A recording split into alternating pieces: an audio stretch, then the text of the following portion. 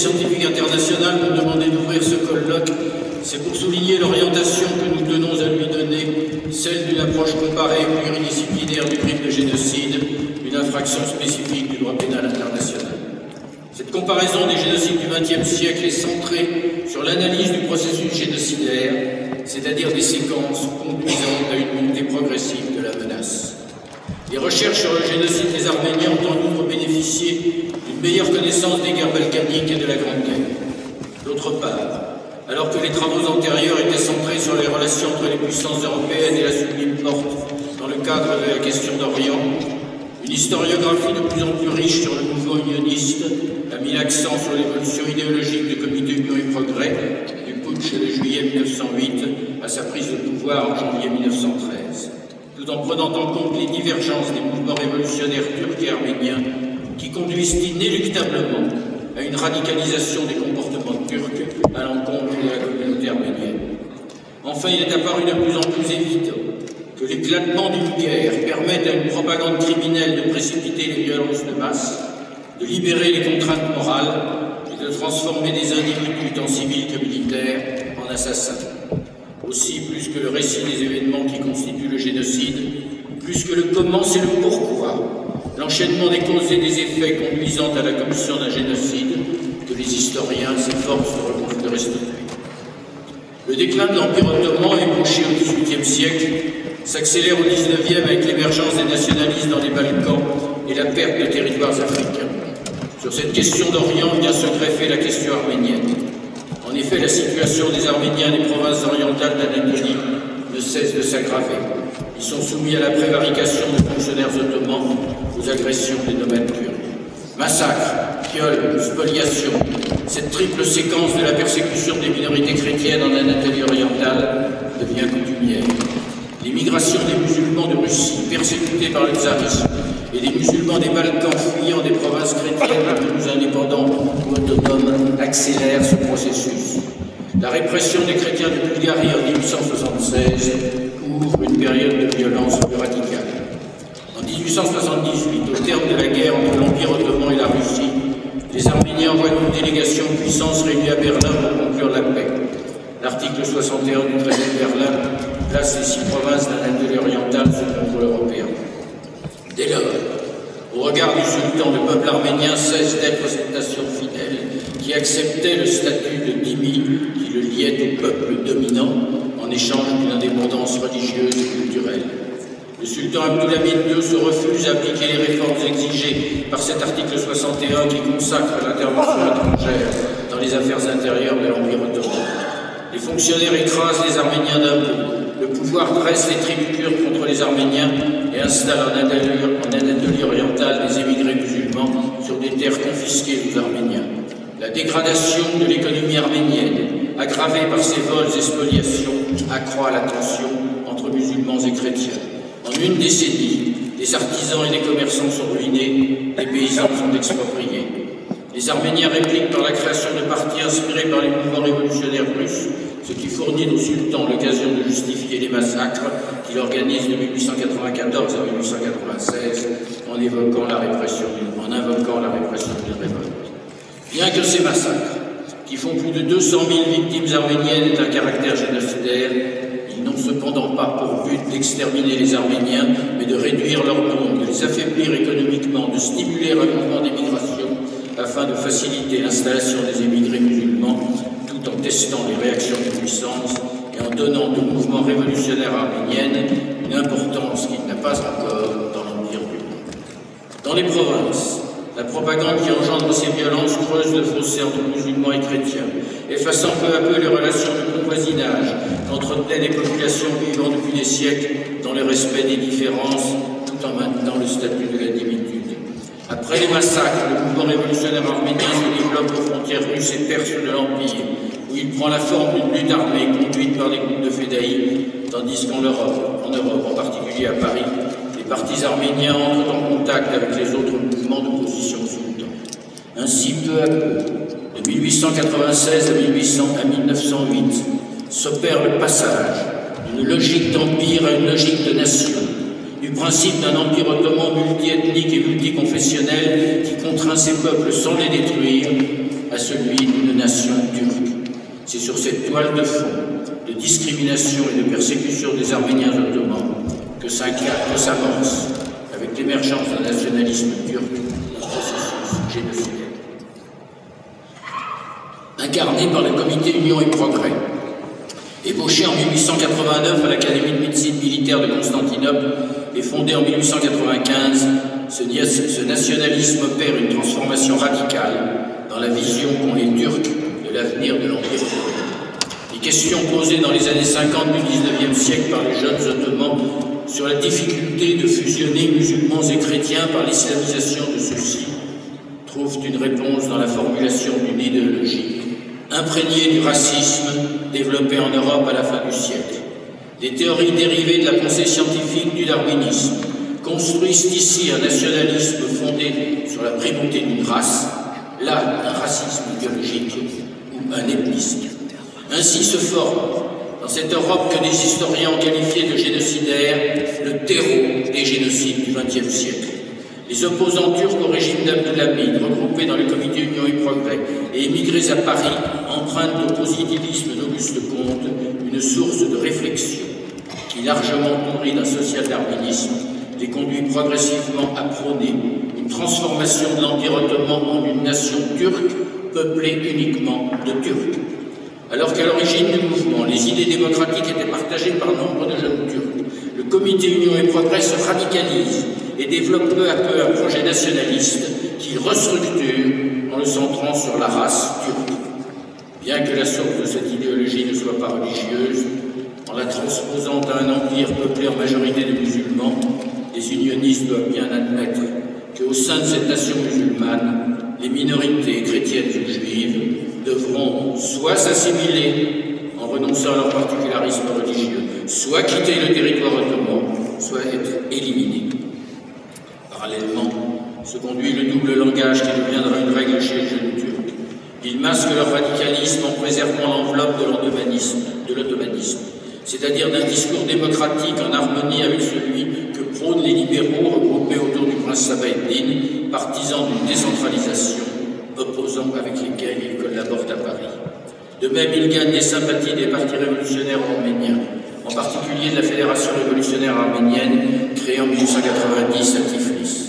En revanche, dans l'Empire ottoman, le Comité Union et Progrès recrute dans les milieux militaires et implante son comité central à Salonique, où il lutte contre les révolutionnaires macédoniens. Qu'il s'exprime dans l'émigration ou dans l'Empire, le turquisme devient l'idéologie du Comité Union et Progrès. Une idéologie que des fanatiques développent dans le panturquisme, réclamant la conquête d'un espace vital en Asie, puisque cet empire démembré s'est replié sur l'Anatolie, une idéologie que des illuminés expriment en ressuscitant le mythe du pantouranisme. Qu'elle se limite au turquisme, qu'elle s'exacte dans le panturquisme, voire dans le pantouranisme, cette idéologie est, l'avenir le démontrera, potentiellement meurtrière.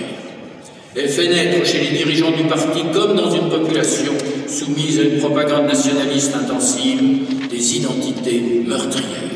Les Arméniens sont de plus en plus perçus, non seulement par le pouvoir ottoman, mais aussi par les unionistes, comme un corps étranger menaçant la sécurité de l'Empire. Les idéologues du Comité Union et Progrès sont convaincus que les nationalistes arméniens et turcs sont antagonistes et que selon le principe de sélection hérité du darwinisme social, dans une lutte pour la vie, le plus faible est condamné à disparaître. De leur côté, les partis arméniens font progressivement le même constat. Se sachant de loin les plus faibles, ils se sentent menacés d'extermination. C'est la toute-intégrité du Comité Union et Progrès, fondé sur un principe laïque, mais contraint de s'adapter au contexte singulier d'un État devenu majoritairement musulman avec les pertes territoriales balkaniques et les émigrations venues de Russie. Un État où seule la religion peut souder une population encore immature, alors que les minorités, elles, désirent préserver leur identité et s'opposent à une uniformisation de la société. La révolution de juillet 1908 marque une première rupture, le passage de la théorie à l'action politique, de l'idéologie à la pratique du pouvoir. Passé les premières semaines d'union nationale, d'ivresse de la liberté, d'illusion d'une égalité des citoyens ottomans, les jeunes Turcs ne tardent pas à réaliser que la révolution, loin de prévenir le démembrement de l'Empire, l'accélère. La déclaration d'indépendance de la Bulgarie, l'annexion de la Bosnie-Herzégovine par l'Autriche-Hongrie, le rattachement de la Crète à la Grèce déclenchent une violente réaction nationaliste qui commence par le boycott des produits grecs, boycott vite étendu aux commerçants chrétiens. Pourtant, les unionistes sont alors que dans les allées du pouvoir. S'ils contrôlent l'armée et une forte représentation dans le Parlement constitué après des élections libres, ils se situent politiquement entre les libéraux partisans de l'autonomisation et des réactionnaires nostalgiques de l'Ancien Régime. Ils mettent fin rapidement à la contre-révolution d'avril 1909, mais les deux tons, les massacres arméniens d'Adana et de Cilicie, démontrent la radicalisation et des populations musulmanes et des cadres unionistes locaux. En effet, les Arméniens d'Adana sont massacrés une première fois par la populace musulmane parce qu'ils sont riches et chrétiens, une seconde fois et de façon plus radicale par l'armée turque contrôlée par les unionistes et envoyée officiellement par eux pour les secourir. Ces massacres démontrent que la haine des Arméniens est aussi forte dans le nouveau régime qu'elle l'était dans l'ancien. Ainsi, les Arméniens deviennent peu à peu l'un des principaux objets du ressentiment des jeunes Turcs. D'une part parce que, à l'Est, ils se révoltent contre les persécutions, d'autre part parce que, à Constantinople et dans les grandes villes de l'Anatolie centrale et occidentale, ils sont accusés de contrôler avec les Grecs l'économie de l'Empire, alors que leur pouvoir économique a été drastiquement réduit par les persécutions. Enfin, parce que le peuple soumis humilie le peuple dominant qu'est le peuple turc. En effet, ce ressentiment est aiguisé par un complexe d'infériorité développé par rapport aux chrétiens. Le Parti Union et Progrès est conscient qu'il est d'abord une organisation militaire et qu'il lui faut créer une bourgeoisie nationale turque afin de prendre les commandes de l'économie du pays au détriment de ses minorités chrétiennes. Ce ressentiment des jeunes Turcs se développe dans un contexte de guerre permanent de 1911 à 1918. La guerre, qu'elle soit civile ou extérieure, localisée ou mondiale, est la matrice des violences de masse. En 1911, une guerre civile, l'insurrection albanaise, et une guerre avec l'Italie qui s'achève par la perte de la Tripolitaine, donc du dernier domaine africain de l'Empire ottoman, démontrent l'effet stimulant des conflits et des défaites sur la radicalisation du Parti Union et Progrès.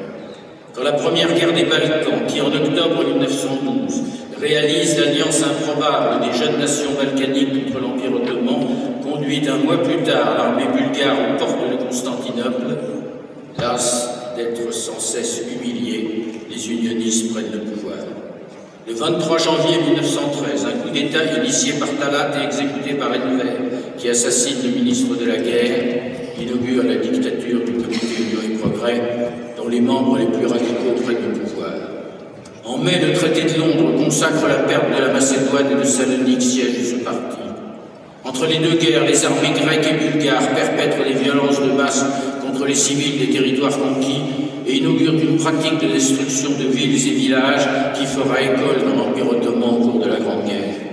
Ainsi s'amorce dans les Balkans l'évolution vers une guerre totale, au cours de laquelle les populations civiles sont les principales victimes. En juin 1913, la seconde guerre des Balkans entre la Bulgarie et ses alliés de la veille fournit au Comité Union et Progrès l'opportunité de reprendre Andrinople et d'élargir le territoire ottoman en Thrace, ce qui fait naître chez les jeunes Turcs l'espoir d'un retournement de situation. Bien avant leur prise de pouvoir, les unionistes avaient renoncé, si tant est que certains n'y aient jamais songé, à une politique d'ottomanisme. En mai 1913, ils sont à la tête d'un empire éclaté, replié sur l'Anatolie. Ils défendent une forteresse assiégée, menacée sur ses rivages égéens par la Grèce qui contrôle la Méditerranée orientale, sur sa frontière orientale par la Russie et à l'intérieur hostile par Grecs et Arméniens. Plus de 400 000 émigrés musulmans se sont repliés en Anatolie. Enfin, et surtout, dans les provinces d'Anatolie orientale, une population arménienne, depuis longtemps perçue comme favorable à la Russie et aux autres puissances européennes, est de plus en plus souvent dénoncée comme un ennemi intérieur. L'hostilité des unionistes à l'encontre des Arméniens se développe et durcit leur discours. Les Arméniens ne sont pas de race turque, Ils occupent la frontière orientale et menacent la sécurité des marges de l'Empire. Ils réclament une autonomie qui n'est en fait que le prélude à une indépendance. Une telle indépendance bloquerait l'expansion du tourisme au Caucase et en Asie centrale. Les militaires proposent des solutions d'ingénierie démographique. Des déplacements de population permettraient d'homogénéiser la nation. Des médecins fondateurs du parti biologistes de propos, les Arméniens sont des cellules étrangères dont il faut purifier le corps social. Dans les provinces d'Anatolie orientale, la situation des Arméniens n'a cessé de s'aggraver depuis 1912. Pillages, spoliation des terres attribuées à des émigrés de Roumélie, enlèvements, viols, assassinats. Le patriarcat de Constantinople en appelle aux ambassades européennes. Des négociations s'ouvrent en mai 1913 entre la Sublime Porte et les puissants sur les réformes réalisées dans les provinces arméniennes. Longtemps freinées par l'Allemagne, engagée dans une politique de collaboration avec l'Empire ottoman, elles aboutissent le 8 février 1914 à un accord signé entre la Russie et le Grand Vizir, accord qui permet aux Arméniens d'obtenir les réformes qu'ils demandent en vain depuis 1878, mais qui consacre l'intervention européenne dans les 6 provinces, plus celle grecque de Trébizon. Le compromis adopté établit à Erzurum et à Van un contrôleur européen chargé de veiller à l'application de l'accord. Les unionistes sont bien décidés à torpiller cet accord et les plus radicaux proposent d'éradiquer les Arméniens des provinces orientales. Un autre nettoyage ethnique a commencé sur les rives de la mer Égée. De février à juin 1914, près de 150 000 Grecs, à l'exception de ceux de Smyrne, sont expulsés ou déportés, ce qui permet aux unionistes de réinstaller les émigrés des Balkans et de se protéger contre une menace d'invasion grecque sur ces côtes. La pratique de déportation d'une population chrétienne est donc inaugurée avant août 1914. Depuis 1908, les partis arméniens sont divisés sur la confiance accordée aux unionistes. Le parti Enchak, qui les a fréquentés pendant 10 ans à Paris, est convaincu que leur programme est incompatible avec le sien et que les Arméniens sont menacés d'extermination. En juillet 1914, ce parti est victime d'une répression. La Fédération révolutionnaire arménienne continue à espérer que les liens tissés dans l'opposition et depuis 1908 avec les dirigeants du Comité Union et Progrès seront préservés. À son 7e congrès, tenu en août 1913 à Erzurum, le parti avait affirmé qu'en cas d'une guerre impliquant l'Empire ottoman, les Arméniens se comporteraient en sujets loyaux, un principe qu'ils réaffirment en juillet 1914 lors de leur 8e congrès, toujours tenu à Erzurum. Cette ville est aussi le quartier général de la 3e armée ottomane et de l'organisation spéciale, une structure militaire chargée alors d'infiltrer les populations caucasiennes et perses de l'autre côté des frontières. Le chef de l'organisation spéciale, Bahattin Shakir, se rend au siège du Congrès arménien et propose aux dirigeants de ce parti de faciliter la percée de troupes turques au Caucase en cas de guerre. Les dirigeants arméniens refusent et campent sur une position de loyauté envers le gouvernement et de neutralité au-delà des frontières. Lorsqu'éclate la Grande Guerre, les Arméniens de l'Empire ottoman sont bien conscients de la menace d'extermination qui pèse sur eux. En août, la Sublime Porte décrète la mobilisation générale des hommes de 20 à 45 ans. Citoyens ottomans, les Arméniens concernés par cet ordre s'engagent. Leur taux de désertion est largement inférieur à celui des Turcs. Pourtant, les soldats chrétiens et juifs sont d'emblée victimes de discrimination. Quant à la population arménienne, elle contribue aux réquisitions, aux appels de fonds pour l'armée, des demandes de plus en plus contraignantes, un véritable pillage orchestré par l'État. Ainsi, depuis l'instauration d'une dictature unioniste, le seuil de violence à l'encontre des Arméniens n'a cessé de s'élever avec des pics successifs, marqués par l'accord du 8 février 1914 et la mobilisation générale. Ce seuil atteint un niveau de rupture avec l'entrée en guerre de l'Empire ottoman aux côtés des puissances centrales au début de novembre 1914. Une alliance avait été négociée dès la fin juillet auprès de l'ambassade d'Allemagne à Constantinople, puis signée le 2 août. Elle engageait l'Allemagne à garantir en temps de paix l'intégrité de l'Empire ottoman. La pression allemande s'intensifie en septembre. Et pour les Allemands, cette alliance est une alliance de temps de guerre. Les dirigeants unionistes sont de plus en plus convaincus de la nécessité d'entrer dans le conflit. À l'insu d'une partie du gouvernement, 2 navires de guerre allemands vendus aux Turcs attaquent le port d'Odessa et la flotte russe de la mer Noire le 29 octobre.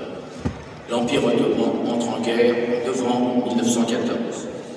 Les travaux les plus récents montrent que les buts de guerre du comité Union et Progrès sont doubles. D'une part, se libérer de la tutelle économique des puissances en se rangeant aux côtés du vainqueur probable, et en septembre 1914, la Sublime Porte a décrété l'abolition des capitulations le 1er octobre. D'autre part, se débarrasser de populations jugées non assimilables et procéder à un remaniement ethnique de l'Anatolie sans être bridé par les puissances protectrices traditionnelles des minorités.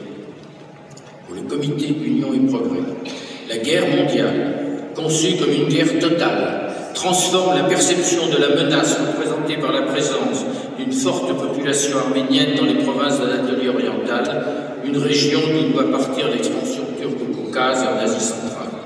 La guerre offre aussi l'occasion d'effacer des humiliations successives du traité de Berlin aux guerres des Balkans et à l'accord du 8 février. Ainsi se trouve reconfigurée l'image de l'ennemi intérieur et redéfinie la menace. Les principes de sélection naturelle et de lutte pour la vie, introduits dans le vocabulaire du parti dès 1904, prennent alors tout leur sens.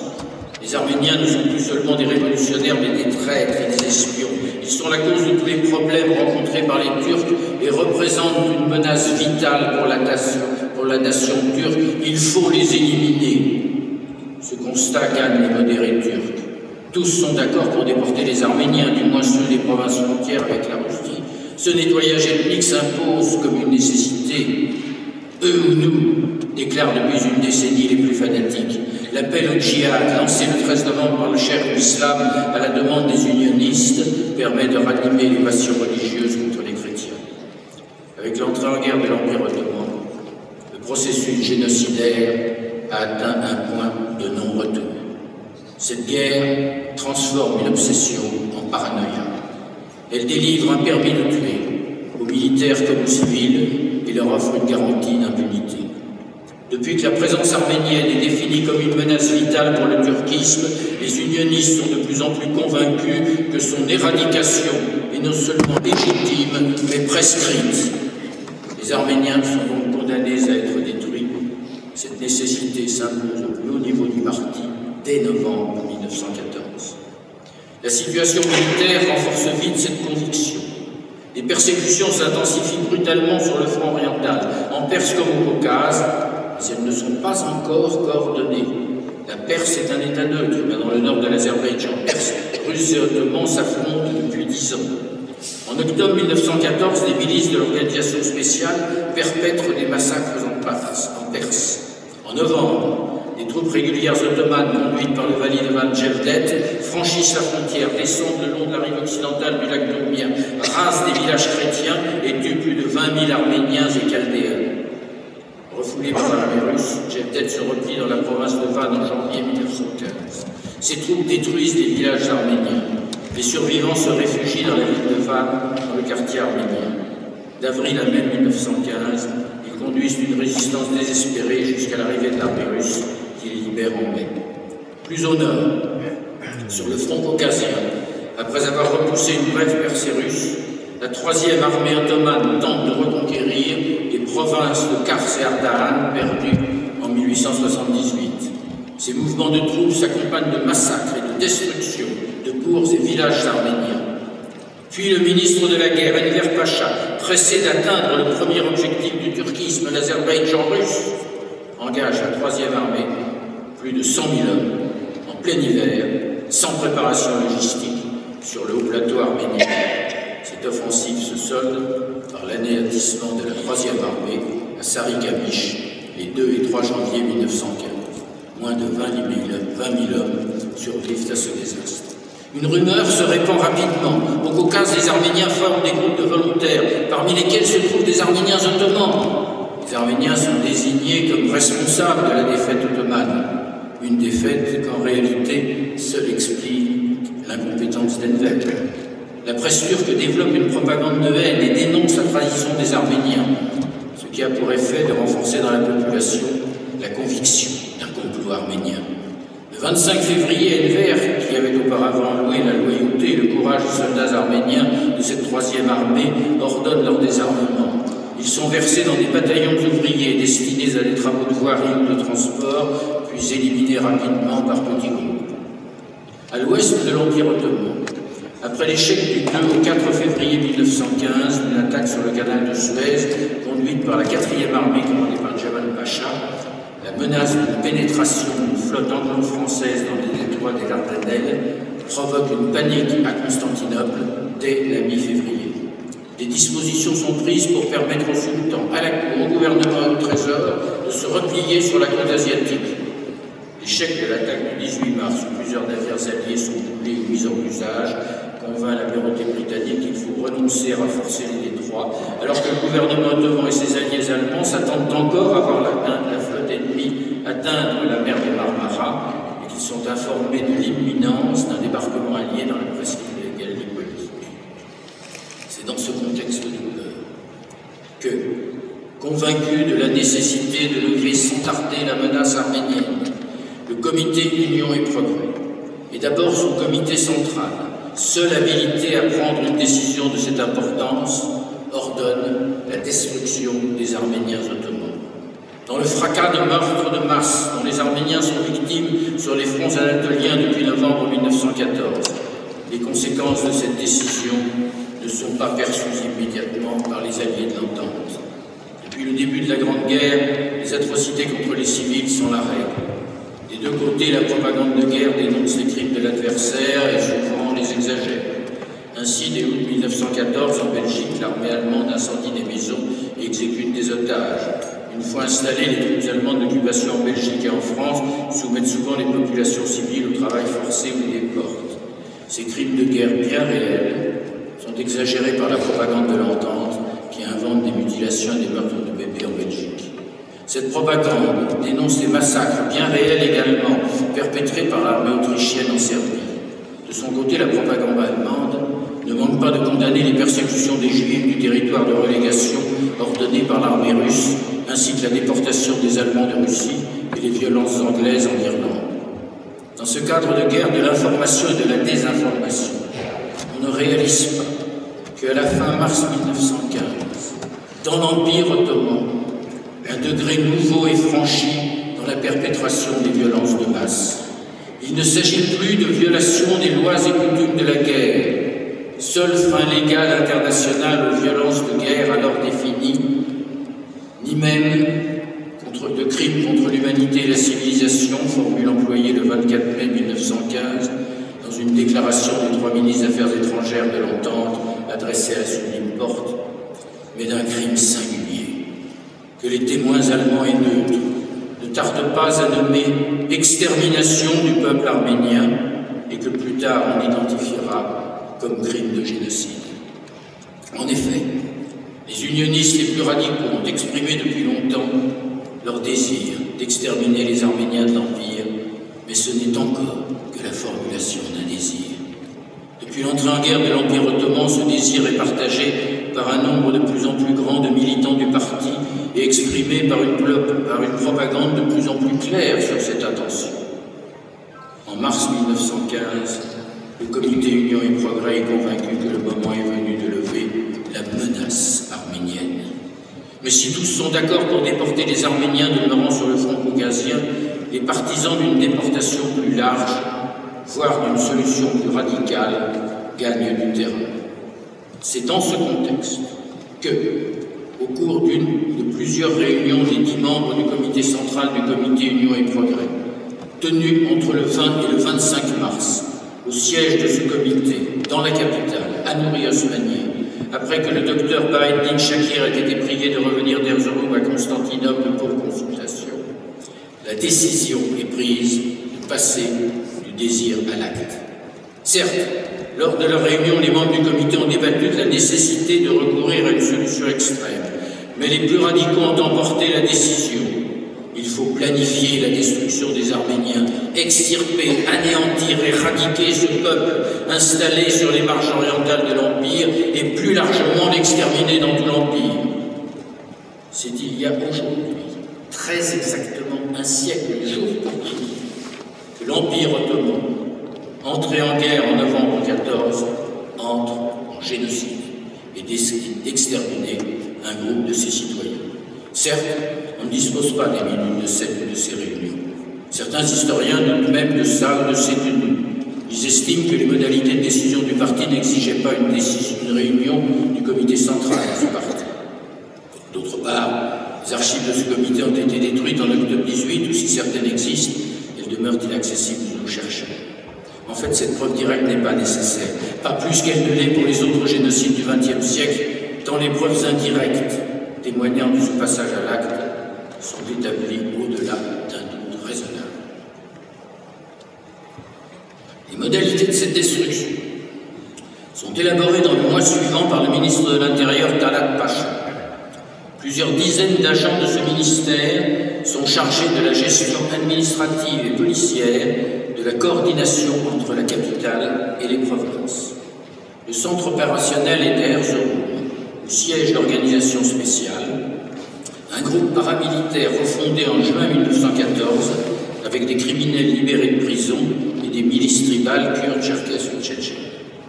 Détourné de sa fonction militaire initiale, cette organisation se consacre dès lors exclusivement à la destruction des Arméniens.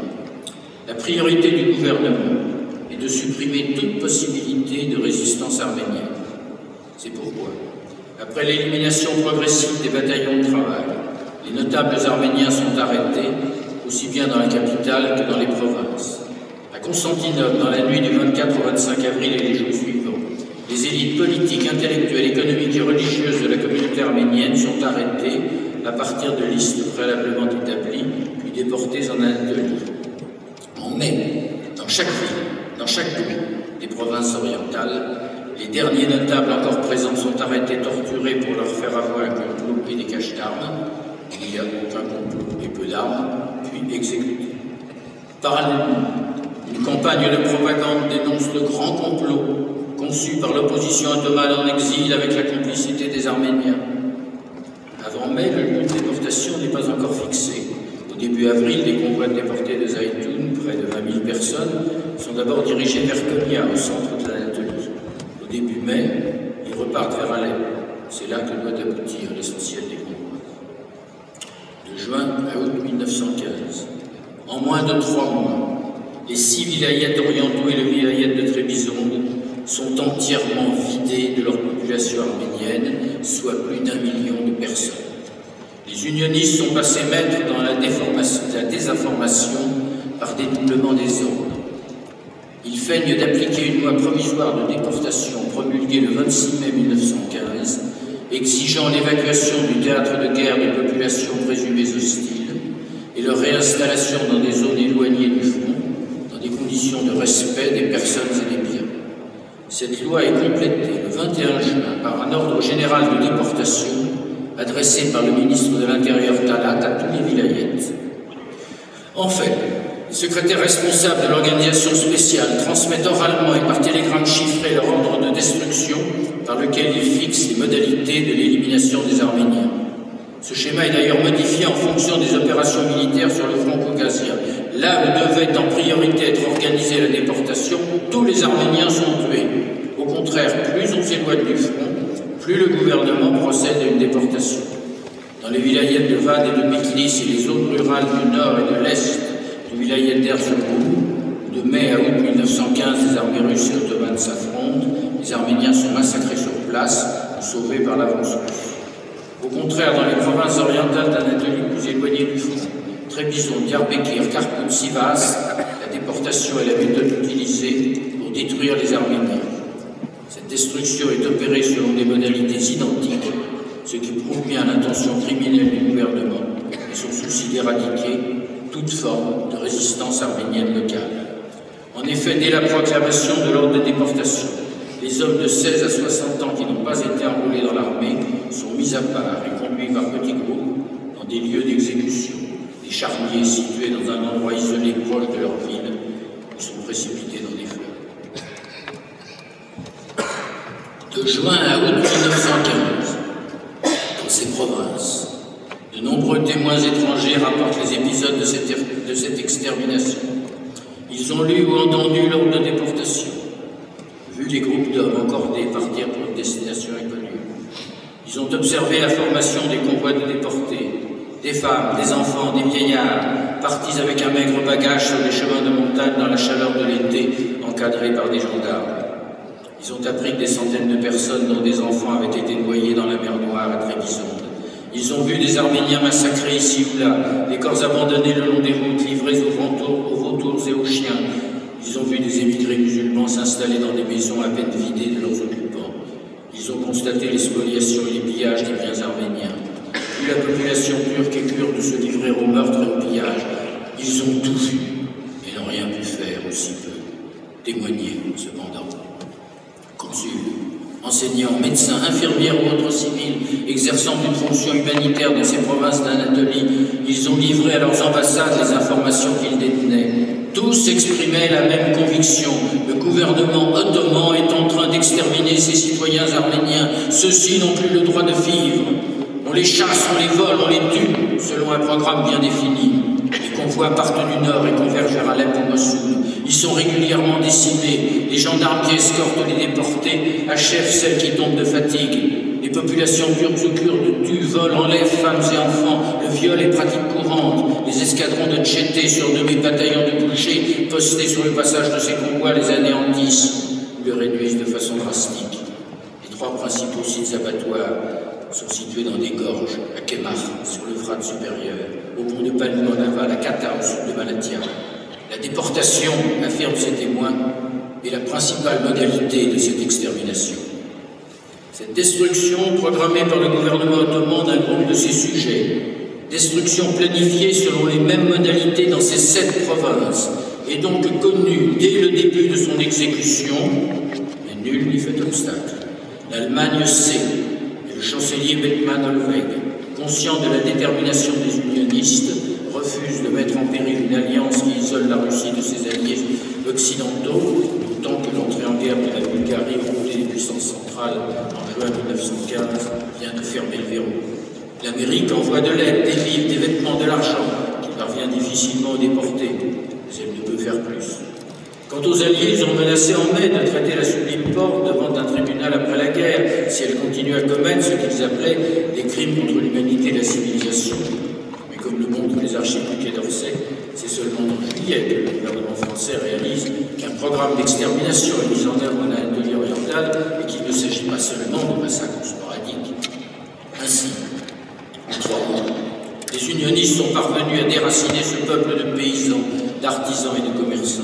Par le double effet de l'appel au fanatisme religieux lancé en novembre 1914 par le cher de l'islam et du nationalisme turc diffusé dans les clubs du parti jeune turc, dans le cadre d'une guerre qui autorisait tous les excès, les jeunes Turcs ont délivré à cette population le permis de tuer et de voler ses concitoyens en les frappant d'une marque d'infamie et en les désignant comme traîtres à la patrie, de les tuer et de les voler en toute impunité, sans autre restriction qu'un partage équitable du butin, car il fallait laisser sa part au gouvernement. Par le double effet de la guerre et du fanatisme, une population qui vivait sinon en bon voisinage, du moins en équilibre avec ses voisins, a, même si elle n'a pas participé, accepté qu'on les tue, qu'on les déporte, sans chercher aussi rarement à leur venir en aide. La guerre et le fanatisme avaient réveillé les vieux instincts de meurtre et de pillage, d'autant plus facilement que les autorités civiles et militaires animaient et contrôlaient cette destruction. Tous ont peur de ces Arméniens inoffensifs qu'on leur désigne comme ennemis de la patrie. Ils ont peur de l'administration de l'armée, des milices qui veillent au bon déroulement de cette destruction. Et tous, des fonctionnaires qui exécutent ces ordres avec diligence. Aux simples citoyens convaincus de la nécessité de ces mesures, tous participent à cette infamie. Si rares les sauveteurs. Un fonctionnaire indigné qui refuse d'exécuter l'ordre de déportation en sachant qu'il va perdre son poste et peut-être sa vie. Un voisin qui n'a pas oublié les liens qui lui lissaient à une famille arménienne. Des Kurdes, comme ceux du Dersim ou les Yézidis du Sinjar, qui accueillent généreusement des Arméniens. L'évacuation des provinces d'Anatolie centrale et occidentale, puis de Cilicie, commence en juillet 1915. Dans le vilayet d'Angora, au cœur du plateau anatolien, tous les Arméniens ou presque sont assassinés, singulièrement dans le Sanjak de Yozgad. Les témoignages et documents présentés en février 1919 au procès de Moutessarif Mehmet Kemal fournissent une description détaillée du meurtre des 62 000 Arméniens de Susanjak. Dans les autres provinces, plus exposées au regard de témoins étrangers, le gouvernement applique la loi de déportation promulguée en juin. Tous les Arméniens, hommes, femmes, enfants, sont rassemblés, organisés en convoi, qui gagnent la gare la plus proche. Pour la première fois dans l'histoire d'un meurtre de masse, le chemin de fer est utilisé comme instrument d'une déportation. Le transfert se fait d'ailleurs dans des wagons et bestiaux à 2 niveaux, trop bas pour que des êtres humains puissent se tenir debout. Ce chemin de fer, le Bagdad-Ban, est inachevé, et le train s'arrête aux gares précédant le percement des tunnels du Taurus et de la Ménus. Les déportés doivent alors descendre et s'entasser dans les camps de travail vite ravagés par le typhus et le choléra. Ils y demeurent d'autant plus longtemps qu'au cours de l'été 1915, cette voie unique de chemin de fer ramène les troupes fraîches de Bagdad vers la presqu'île de Gallipoli, la deuxième armée turque contient la tentative de percer des enclos français de l'Anzac. Ingénieurs et employés allemands du chemin de fer sont témoins de la détresse des déportés, détresse qu'ils tentent d'alléger en employant au percement des tunnels des hommes valides qu'ils accueillent avec leurs familles. À la fin de l'automne 1915, les déportations sont pratiquement achevées. À cette date, il ne reste plus d'Arméniens, ou si peu, en Anatolie, en Cilicie et en Thrace, quelques villes ou bourgs ayant échappé à la déportation grâce à l'intervention d'un fonctionnaire ou de la population turque. Seuls les Arméniens de Smyrne et ceux demeurant à Constantinople ont été épargnés pour des mobiles diplomatiques ou économiques. Tous les survivants sont regroupés dans le nord de la Syrie, autour d'Alep, dans le pays arabe. Plus de 700 000 personnes s'entassent dans des camps autour d'Alep. Pour le comité Union et Progrès, qui a réalisé l'essentiel de son programme en vidant les provinces orientales de leur population arménienne puis en déplaçant le reste des Arméniens de l'Empire, une seule question se pose alors: comment se débarrasser des déportés qui s'entassent autour d'Alep? Les unionistes ont pour objectif d'achever l'extermination des Arméniens de la manière la plus efficace et à moindre coût. Commence alors la seconde phase du génocide, l'élimination de ces déportés. Cette élimination est programmée, un processus que Raymond Kevorkian a analysé sources à l'appui. De mai à juillet 1915, une direction pour l'installation des tribus et des migrants installés à Constantinople avait défini les zones à accueillir, c'était un euphémisme, les déportés dans les lieux de relégation, c'est l'autre euphémisme, en fait des régions désertiques qui n'auraient aucune chance de survivre. À la fin août, une sous-direction nommée à Alep est chargée d'organiser leur destruction. L'organisation spéciale, qui a alors achevé son travail, est réemployée pour collaborer à cette tâche. En octobre, Talat nomme son beau-frère Aboul Alik, qui en juin a dirigé l'extermination des Arméniens de la province de Bitlis, Vali d'Alep. Aboul Alik commence par nettoyer la ville d'Alep des déportés qui s'y sont réfugiés. Puis la sous-direction des déportés dirige les survivants selon 3 axes. Un premier, le long de la ligne de chemin de fer jusqu'à Ras Ul Ain, un camp où ils sont liquidés en mars 1916. Un second, de loin le plus dense, puisqu'il regroupe 500 000 personnes sur la rive droite de l'Euphrate, où poussés de camp en camp, de Meskéné à Deir ez-Zor, leur nombre se réduit. Les 200 000 survivants sont tués de juillet à décembre 1916. Sur un troisième axe, d'Alep à Homs et Damas, environ 100 000 personnes venant pour la plupart de Cilicie survivent dans ces provinces arabes où elles sont libérées en 1918 par l'armée britannique. La radicalité de la destruction des Arméniens, l'ensauvagement des tueurs, l'évidence d'une volonté d'éradication manifestée par le comité Union et Progrès ont longtemps occulté l'existence d'un plus vaste programme d'homogénéisation de l'Anatolie élaboré par ce même comité et amorcé dès le printemps 1914 par la déportation des Grecs des rivages de la mer Égée, programme certes moins destructeur, mais néanmoins planifié.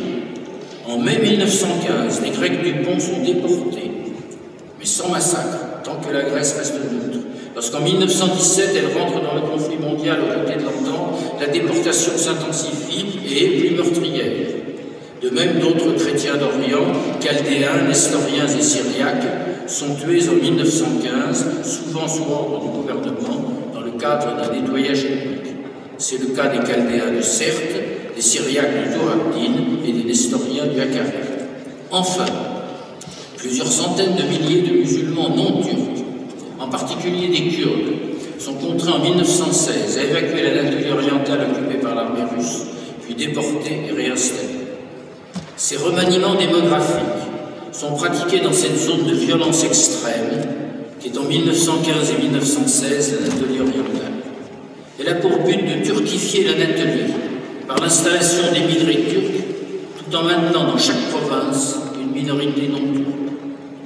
Cette zone de violence est comparable à celle que Timothy Snyder nomme Terre de sang, le territoire de la zone de relégation des Juifs de Russie, étendue des pays baltes à l'Ukraine, de 1914 à 1944, s'opèrent des destructions massives de populations civiles.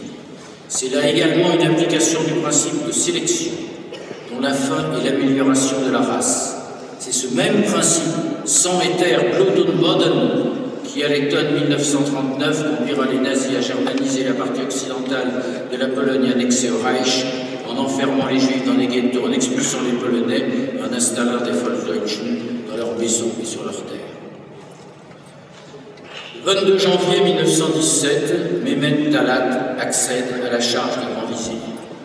Le 24 septembre, à l'occasion du congrès annuel du parti Union et Progrès, il justifie la destruction des Arméniens de l'Empire. Les événements sont falsifiés.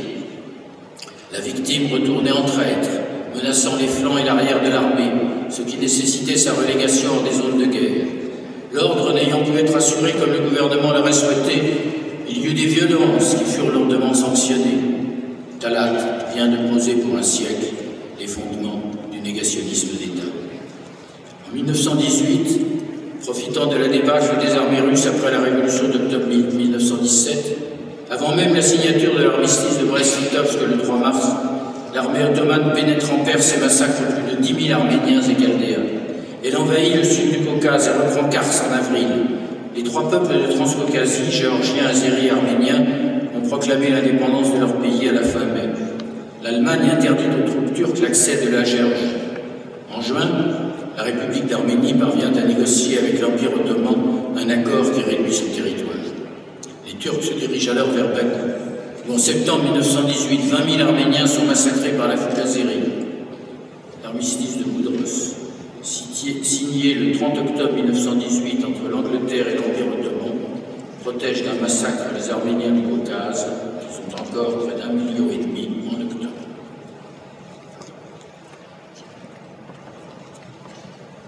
La destruction des Arméniens de l'Empire ottoman, observée par les témoins étrangers dès sa commission, une destruction qu'il nomme extermination programmée et décrite en détail dans des documents publiés dès 1916, rapport secret du Dr Lepsius, livre bleu anglais préfacé par Arnold Toynbee. Après la chute du gouvernement jeune turc en octobre 1918 et la fuite des principaux dirigeants unionistes sous un sous-marin allemand qui gagne Odessa, les gouvernements ottomans qui succèdent aux unionistes sont conscients qu'ils auront à répondre de crimes connus de tous devant la conférence de la paix. Ces crimes sont dénoncés dès la reprise des travaux parlementaires. Le 23 novembre, une commission est chargée d'enquêter sur ces meurtres. Ce travail d'instruction fournit l'essentiel de la documentation des procès qui s'ouvrent à Constantinople en février 1919. Le principal procès est celui de 24 dirigeants unionistes. Il se tient d'avril à juillet. 12 accusés sont présents, 12 sont jugés in absentia. Le 28 mai, les Anglais qui tiennent à présenter ces détenus devant un tribunal international où ils seraient jugés pour crimes contre l'humanité enlèvent 9 de ces accusés et les transfèrent à Malte avec 58 autres prisonniers. Les procès prévus à Malte n'auront pas lieu.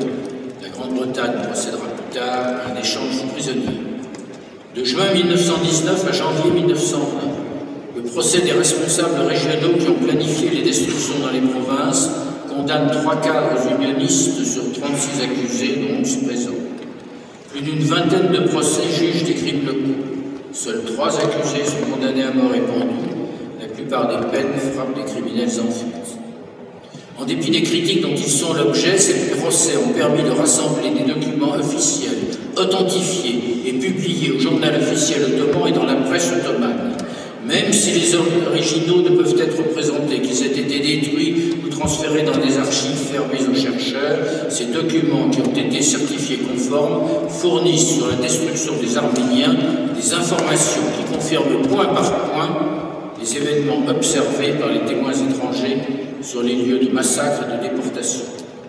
En outre, ils révèlent la planification du meurtre et le rôle central joué par l'organisation spéciale. Ses secrétaires responsables et ses bataillons touchés, c'était là le cœur du réacteur, jusqu'alors demeuré caché. Enfin, les témoignages des rescapés, rédigés pour la plupart en arménien de 1915 à 1923, viennent compléter cet appareil documentaire. Ils couvrent pratiquement tous les lieux de massacre et de déportation et permettent en outre de dresser des listes d'organisateurs des déportations et de tueurs, ville par ville, des criminels qui ont tous échappé à la justice des hommes. Aujourd'hui réunis, ces trois sources disent le génocide des Arméniens, le processus qui y a conduit et les suites de ce crime, tant pour les assassins que pour les survivants. En août 1920, le traité de Sèvres démembre l'Empire ottoman et ouvre par 3 de ses articles les perspectives d'une justice internationale, mais il n'est pas ratifié. Dès l'automne 1918, les dirigeants du Comité Union et Progrès ont transféré en Anatolie les cadres et les armes du parti et de l'organisation spéciale. Pendant 4 ans, de 1919 à 1922, le mouvement kémaliste conduit des opérations de guérilla et contraint l'Italie puis la France à renoncer à leurs ambitions sur l'Anatolie. Des milliers d'Arméniens et de Grecs sont massacrés. En 1920, les bolcheviks mettent un terme à la République d'Arménie qu'ils sauvent d'une destruction programmée par les kémalistes résolus à poursuivre leur politique génocidaire au Caucase. Au terme d'une guerre impitoyable entre Turcs et Grecs, l'armée grecque abandonne la population grecque et arménienne de Smyrne aux troupes turques. Le 24 juillet 1923, la conférence de la paix achève ses travaux par la signature du traité de Lausanne qui signe l'arrêt de mort de l'Empire ottoman mais prépare l'émergence de la République de Turquie. Au terme de ces 4 années, les espoirs des Arméniens sont ruinés. Les commissions d'enquête constatent que les vilayets arméniens sont dépeuplés, en ruine, et qu'il serait illusoire d'envisager de reconstituer un État arménien, voire un foyer arménien sur ces terres ravagées. Le dernier espoir des Arméniens d'obtenir un foyer national octroyé par la Société des Nations disparaît.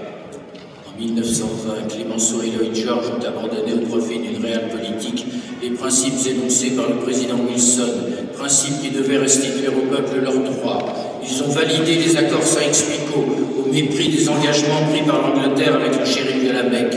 Ils ont remanié au gré de leurs intérêts, souvent contradictoires mais toujours négociables, la carte du Moyen-Orient et offert aux Turcs vaincus les moyens de faire naître une république tout en faisant disparaître jusqu'à la mémoire d'un peuple assassiné sans sépulture. Après 1923, le discours d'exclusion engendre de nouveaux ennemis intérieurs. Il est dirigé contre les minorités non turques ou non sunnites, kurdes et alévis. Le mouvement kémaliste est un avatar du Comité Union et Progrès.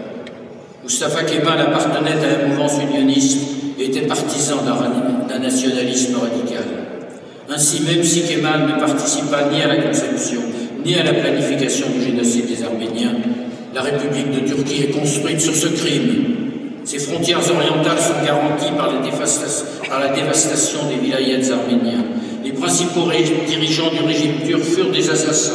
Secrétaires responsables, Vali, Mutesarim, généraux et officiers, tous piliers de cette jeune république laïque dont l'un des premiers soins est d'effacer l'opprobre des procès de Constantinople en annulant leur sentence. En dépit des engagements pris au traité de Lausanne de protéger les minorités de l'Empire, de 1923 à 1928, le gouvernement turc traque les Arméniens survivants demeurant en Anatolie, quelques dizaines de milliers tout au plus. Ils sont regroupés dans les villes, puis évacués en Syrie, devenus mandats français. Seuls demeurent en Turquie les 70 000 Arméniens de Constantinople et de Istanbul, ainsi que le nombre inconnu des femmes et enfants intégrés dans des foyers turcs et islamisés. Ils sont les seuls vestiges d'un passé arménien dans un empire ottoman qui, avant l'arrivée au pouvoir des jeunes Turcs, en dépit de bien des contraintes, préservait l'identité religieuse et culturelle des peuples qui le constituaient.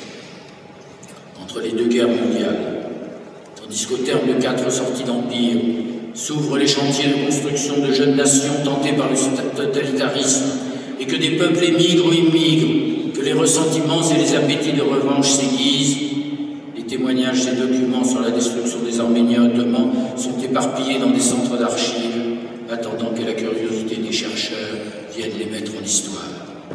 Durant ces années où le peuple arménien, mutilé, exilé, perd à la fois son droit à la mémoire et son espoir de construire un État, des centaines de récits dorment dans les valises des émigrés et les mémoires des rescapés, toutes pièces nécessaires et suffisantes pour raconter et commenter ce que les survivants et leurs descendants nomment Metzmeger, le grand crime.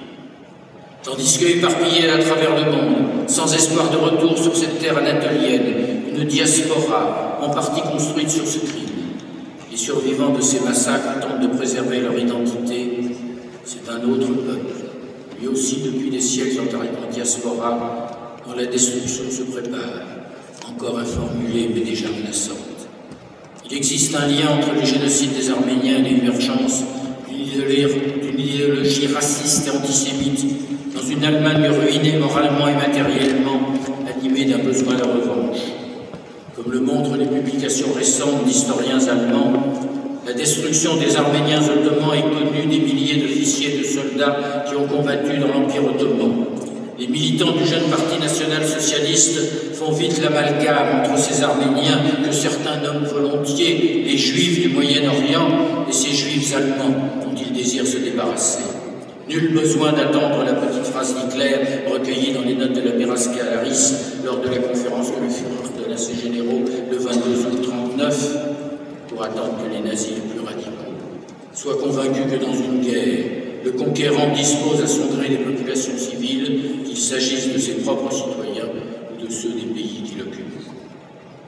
En 1921, après le procès de Télérion, accusé d'avoir assassiné Talat, un jeune juif polonais, Raphaël Lemkin, découvre qu'en 1915, au cours de la guerre mondiale, plus d'1 million de personnes ont été tuées parce qu'elles étaient arméniennes.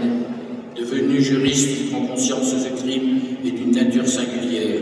Il identifie 2 infractions le constituant, crime de barbarie et crime de vandalisme, c'est-à-dire meurtre d'un groupe et destruction de l'identité culturelle de ce groupe. Puis en 1943, il invente le mot génocide pour désigner ce meurtre de masse spécifique. Présent dans la délégation américaine qui prépare le statut du tribunal militaire international qui se tiendra à Nuremberg, Lemkin tente en vain d'inclure cette infraction dans le statut adopté le 8 août 1945. On en relève toutefois de nombreuses occurrences dans les minutes de ce procès. C'est seulement le 9 décembre 1948 qu'après 2 ans de rapports préparatoires, l'Assemblée générale de l'ONU adopte une convention pour la prévention et la répression du crime de génocide.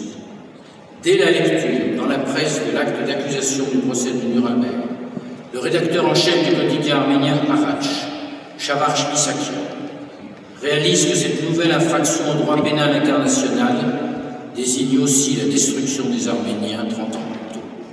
Lentement, très lentement, les communautés arméniennes, figées jusqu'alors dans une commémoration impuissante de la catastrophe qui a anéanti leur peuple, dans une représentation annuelle caricaturale du Turc égorgeant l'Arménien, prennent conscience de la possibilité d'une revendication juridique, puisque ce crime, comme le confirme le droit pénal international en 1965, est imprescriptible. Certes, presque tous les coupables sont morts, mais le peuple arménien est en mesure d'exiger le rétablissement de la vérité historique. Il faut attendre le 24 avril 1965 pour que toutes les communautés arméniennes, dont celle de la République socialiste et soviétique d'Arménie, descendent dans la rue pour réclamer justice, reconnaissance du génocide, restitution des biens et des terres. Les survivants de la Shoah considèrent que le génocide désigne ce crime uniquement unique, soulignent certains, qui anéantit les Juifs d'Europe. Ce sont des historiens de la Shoah, américains et israéliens pour la plupart, qui à la fin des années 70 amorcent une approche comparée des génocides, singulièrement des génocides du XXe siècle, et créent les Genocide Studies. Bien qu'ils ne s'accordent pas sur la qualification de tel ou tel meurtre de masse, surtout lorsqu'ils remontent à l'Antiquité et que certains qualifient volontiers de génocide des massacres qui relèvent manifestement d'une autre dénomination, ces pionniers ouvrent un vaste chantier d'études du processus génocidaire et des modalités de perpétration d'un génocide.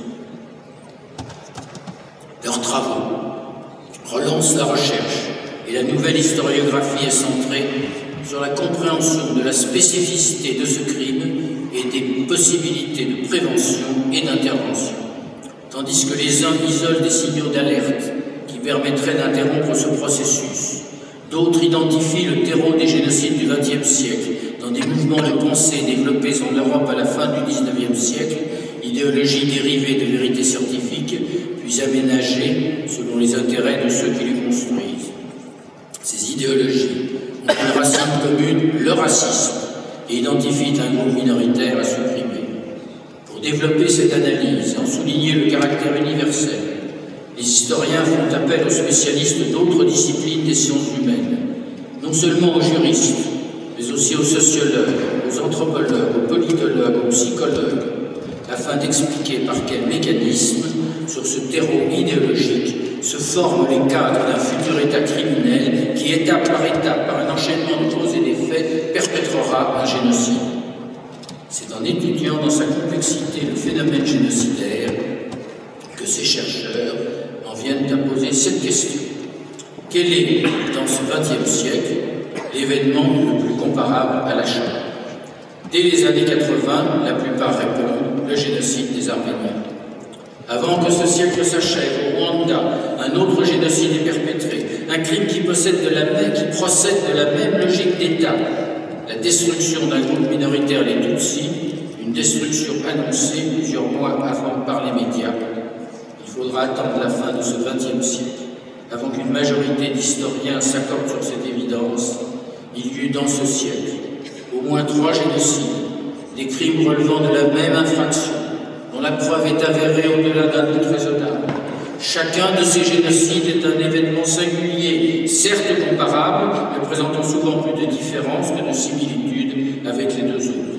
Nombre d'historiens s'accordent également pour étendre ce cadre à d'autres crimes de masse, comme la destruction des Héros et des Namas dans l'Afrique allemande du Sud-Ouest en 1904, la famine organisant l'Ukraine en 1932-1933, ou les crimes des Khmers rouges au Cambodge de 1975 à 1979.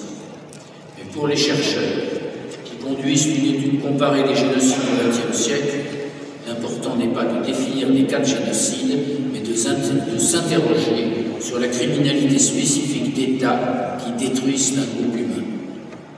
En s'appuyant sur ce trépied de génocide, perpétré à chaque extrémité et au cœur de ce XXe siècle, que certains qualifient de siècle des génocides, on développe une réflexion constructive.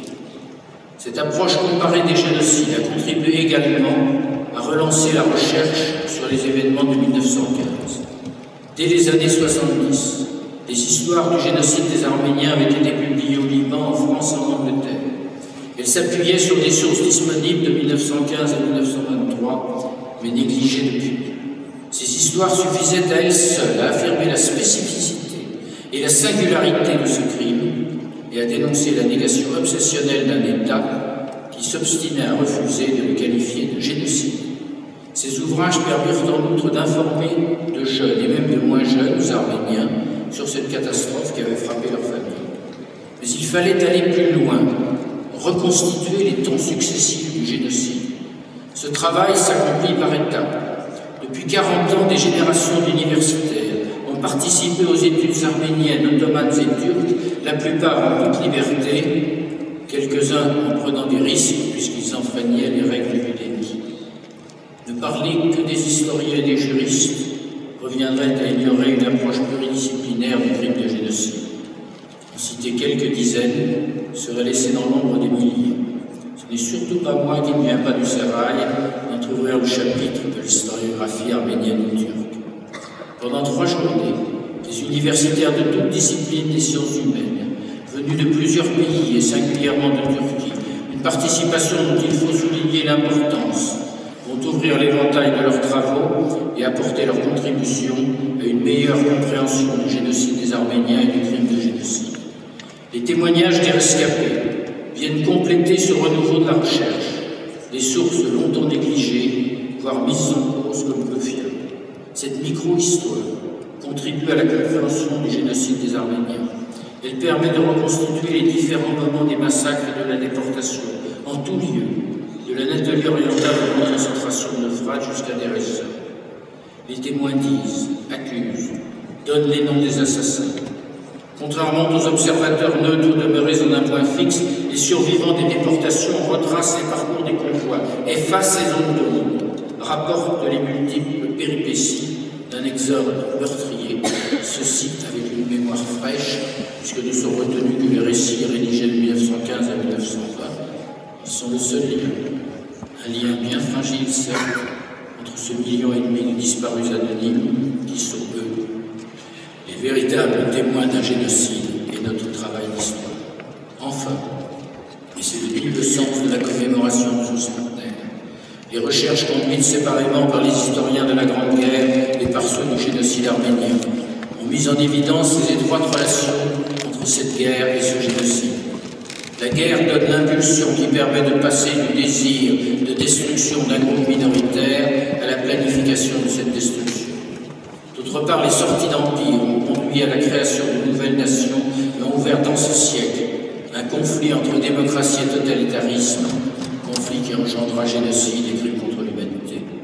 Si nous ne sommes pas convaincus, l'actualité vient nous démontrer que l'histoire retourne parfois sur les lieux d'un désastre, que les massacres perpétrés hier par des nationalistes délirants se reproduisent un siècle plus tard sur les mêmes lieux, que le monstre est de retour, mais qu'il a revêtu un autre masque, celui de fanatiques qui, au nom d'une religion détournée de son sens, assassinent les yézidis du Sinjar, hier sauveteurs d'Arméniens, et détruisent l'église de Deir ez-Zor, où reposaient quelques ossements, seul vestige en terre ottomane d'un peuple sans sépulture.